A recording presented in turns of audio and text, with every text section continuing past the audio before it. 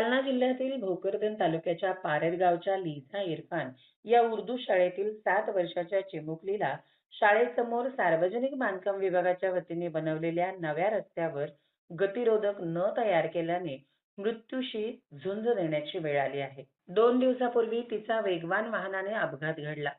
Liza ही जे हॉस्पिटलमध्ये सध्या मृत्यूशी झुंज देत आहे.